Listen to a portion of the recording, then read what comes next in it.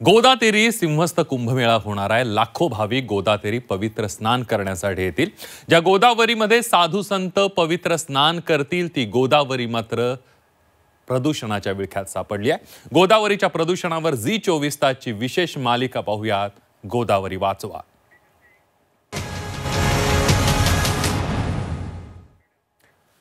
कुंभमेळा आला की गोदावरी स्वच्छतेचं तुणतुणं सुरू होतं। भाविकांना स्नान करण्यासाठी स्वच्छ पाणी असावं अशी मागणी केली जाते। मात्र या पवित्र गोदावरीची सद्यस्थिती प्रचंड वेगळी आहे। गोदावरी वाचवण्यासाठी आता झी24 तासनं मोहीम उघडली आहे। याच गोदा तीराची वास्तव परिस्थिती आम्ही आज महाराष्ट्रासमोर मांडणार आहोत।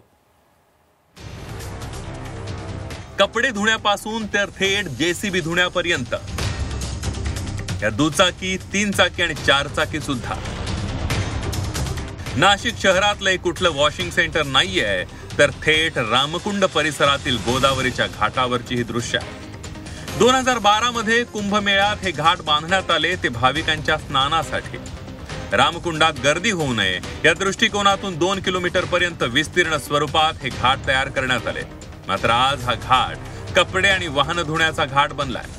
झी24 तासनं गोदावरीवरील हे वास्तव महाराष्ट्रासमोर आणलंय। पाणी खूप घाण येतं इथे। दररोजचे नाही म्हटलं तरी रामकुंडावरती आणि प्रभू श्री रामचंद्रांचं दर्शन घ्यायला अख्ख्या भारतामधनं कमीत कमी 3.5 ते 4 लाख लोक येतात। आणि ते 3.5 ते 4 लाख जे लोक येतात त्यांना पार्किंगची सोय नाही कुठल्याही प्रकारची।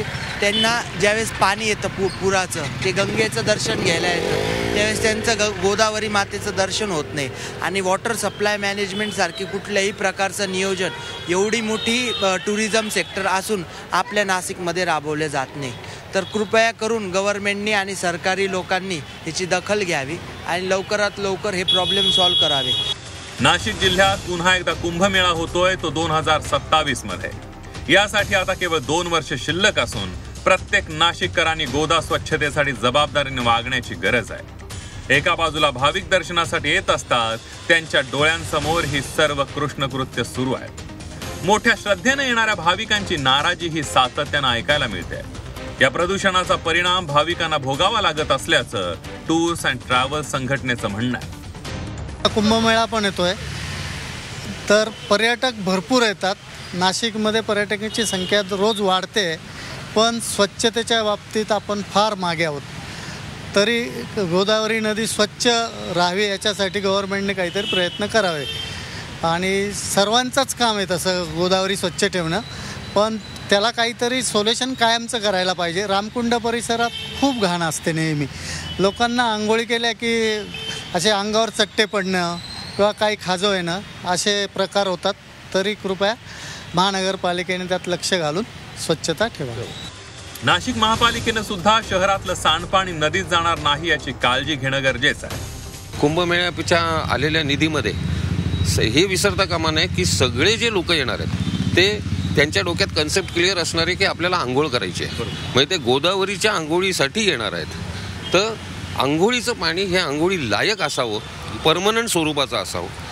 तर यांची थॉट प्रोसेस बेसिकली चुकते आहे। कुंभमेळ्यासाठी गोदावरी स्वच्छतेचे केवळ इव्हेंट मॅनेजमेंट न करता कायमस्वरूपी योजना तयार करणं गरजेचं आहे, ज्यामुळे बारमाही गोदावरी स्वच्छ ठेवणं शक्य होणार आहे। निम्म्या महाराष्ट्राला सुजलाम सुफलाम करणारी गोदावरी प्रदूषण मुक्त झाली तर महाराष्ट्र सुद्धा खऱ्या अर्थानं उन्नत होईल, हेच खरं। योगेश खरे, झी24 तास, नाशिक।